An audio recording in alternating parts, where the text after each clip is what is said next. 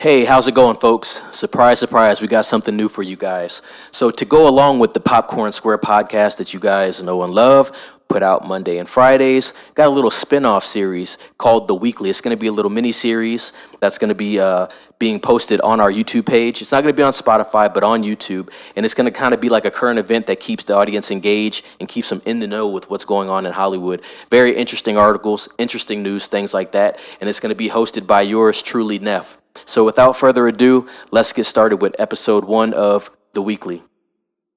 This is an article that I found on Variety. It was posted on December 23rd, 2023, and it's titled New Year, New Headaches. Here are 5 burning questions facing Hollywood in 2024 by Brent Lang. I thought it was a good read. I'm also going to put the link in the description of this video for anybody that wants to actually go directly to the article and read everything that they need to get informed on this article. Great article, but let's get started with the first question that they have. Where are the blockbusters? Read the first little paragraph here. If you own a movie theater, it's looking pretty scary out there. COVID's lingering impact coupled with months of strikes have disrupted the production schedule for major films, leaving studios without a compelling slate of blockbusters. That's true. That's a good point. We've talked about this in the podcast before, guys. It's not a lack of movies coming out. The problem is, for you to have a blockbuster, you need to have your budget in check, and you need to market the movie properly. We see a lot of movies that come out with huge budgets, and they don't perform well overall. My metric is a 3x return on the investment. You're seeing movies come out, $200 million budgets, $300 million budgets, maybe bringing in $600, $700 million. It's not that that's not a lot of money. It's just that your room and margin of error is so slim when you have a budget that's so big. So the question is, where are the blockbusters? There's plenty of films that come out. And there's plenty of films that could be blockbusters. We've talked about this before. Godzilla Minus One is a blockbuster film. I believe Deadpool 3 can be a blockbuster film if they market the movie properly and they let them finish filming that third act. The reason Godzilla Minus One is a blockbuster film is not only because it's a good film, but it's because it's a film that kept its budget in check. We talked about this before. $10 million budget. $100 million at box office. Once you keep your budget in check, that gives you a lot of room to capitalize and then make some money on your investment. So, we have these big movies, these big movies, these big titles, but the budgets are out of check. If you keep that budget in line, you're not going to have to worry about blockbusters. The problem is we're throwing too much money and too much extra money at these productions. Therefore, you're not seeing that return, which limits the blockbusters that you see in the news, in the movies. I thought that was a good little question that they had there because that's a question for a lot of people. Where are the movies that are making money? I know Mission Impossible 7, big budget, didn't quite make the money they wanted to. A lot of it was blamed upon Oppenheimer and Barbie coming out around that same time, but I believe with Mission Impossible 7, it wasn't so much the competition. I think the movie just wasn't written that well, and I thought in comparison, Fallout was much better. And maybe Fallout didn't have to deal with that competition on the back end like Mission Impossible 7 did, but I think it was a combination of things. Budget was a little big. They were banking on the Tom Cruise, Top Gun frenzy. That didn't work out for them. And also competition with decent movies that people wanted to see. So I think that's where Top Gun fell down an example of a movie where you saw a big budget. Blockbuster relevance really wasn't there. It wasn't because the movie wasn't decent. The movie was decent, but you got to look at timing, the product itself, and then the marketing around the product. So the next question they had was, will Disney get its groove back? This is a great topic. We've talked about Disney before.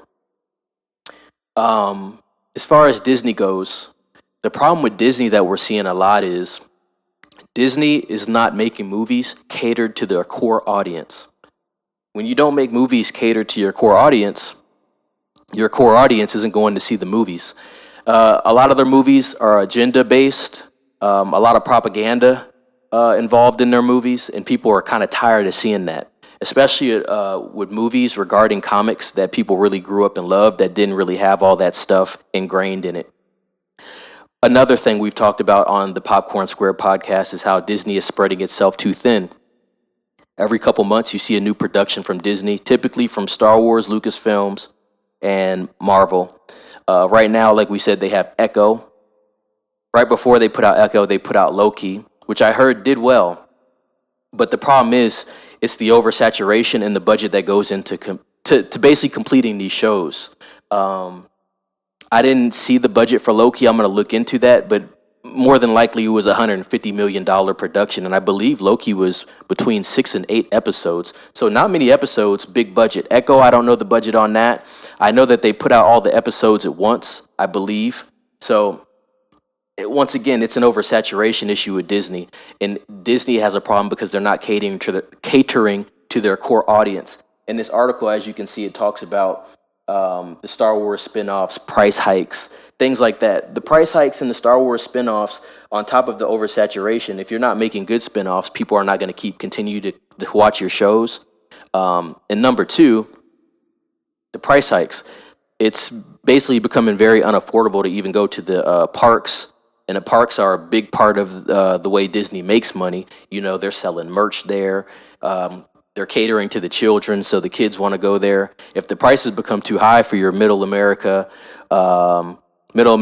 class family, they're not going to be shelling out that money to go to Disneyland. And then on top of that, you have Disney shoving propaganda down their throat as well. So people aren't really liking that.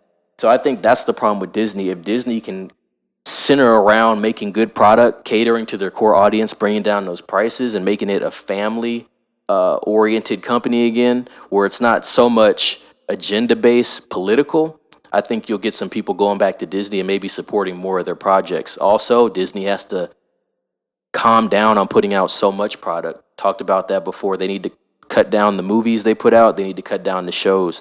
They need to focus on dedicated teams that work specific projects, and they need to limit how many projects that they're putting out in a short period of time. I think the oversaturation might be the main issue.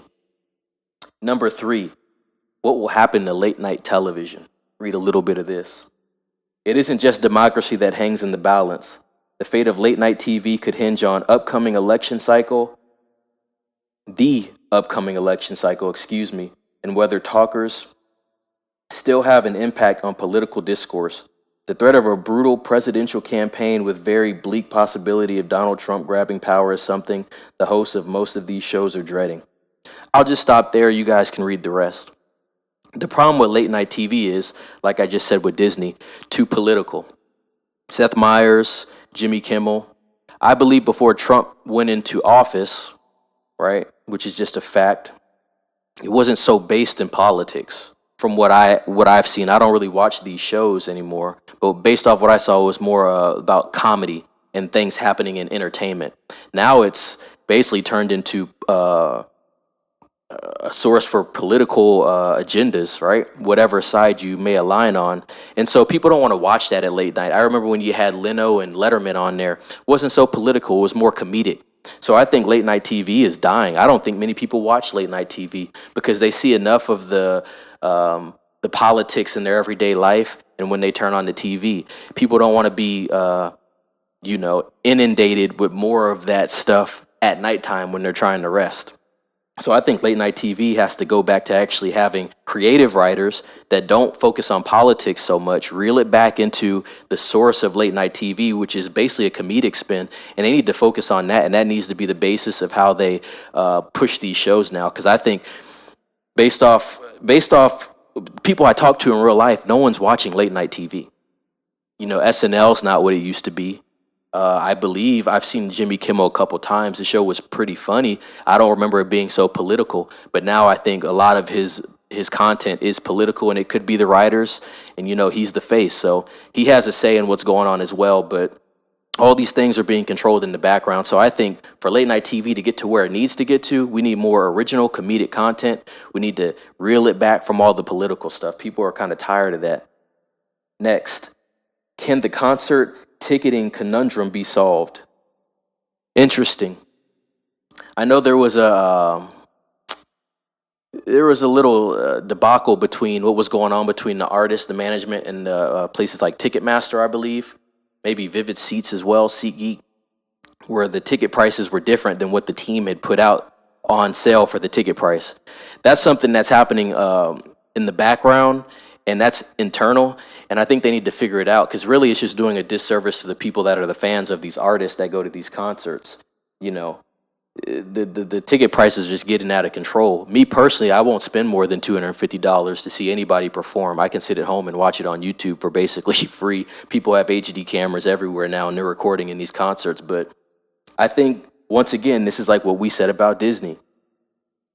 The over exuberant prices, people are not going to be able to afford this stuff anymore. And so I think, you know, it's all a business and it's all entertainment, but to keep fans happy, to keep the artists happy, there needs to be a happy medium there, and they need to bring prices down to a rational level to where people can actually go out and enjoy these concerts without feeling like, man, I have to skip out on a bill or two. And if you feel you have to skip out on a bill or two, you probably shouldn't go to the concert. You got to put your priorities in check as well. But I thought that was an interesting take there. I see a lot of, it's more musical acts, but part of Hollywood as well. There does need to be some transparency with that, though. That's been a big problem, and it was a big story with, I believe, the Taylor Swift tour.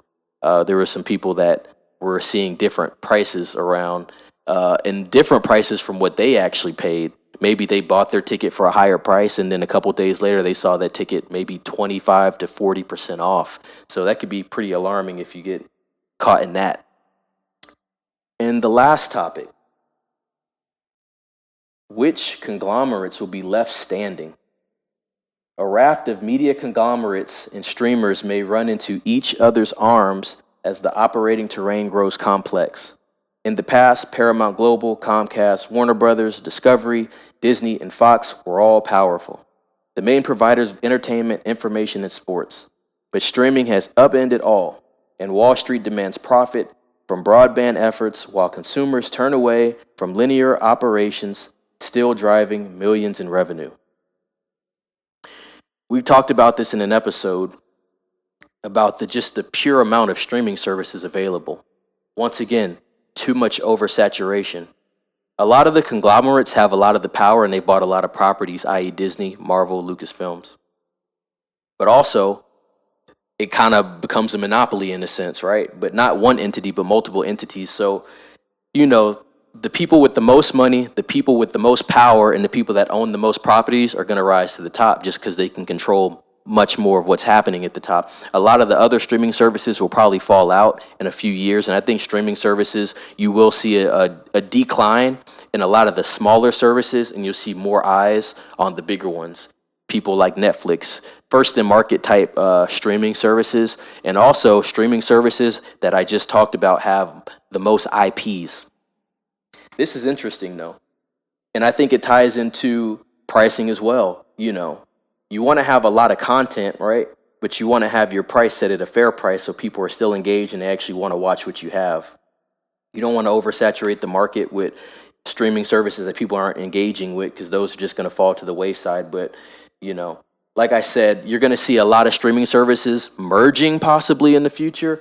And then, like I said, you'll see the smaller ones fall out and you'll see the bigger ones rise to the top, especially the streaming services that keep buying big properties. Disney, Warner Brothers has a lot, Paramount, Viacom Company, and Netflix. So those are the 5 questions. Like I said, I'm going to leave the article link in the description for you guys, and you can check it out for yourselves. Please like, subscribe, comment to our page. Keep looking out for the Popcorn Square podcast, and please leave feedback on how you feel about this video. And if you want to keep seeing these videos to keep you guys current on what's going on, I have more articles in the future. It's Neff signing off.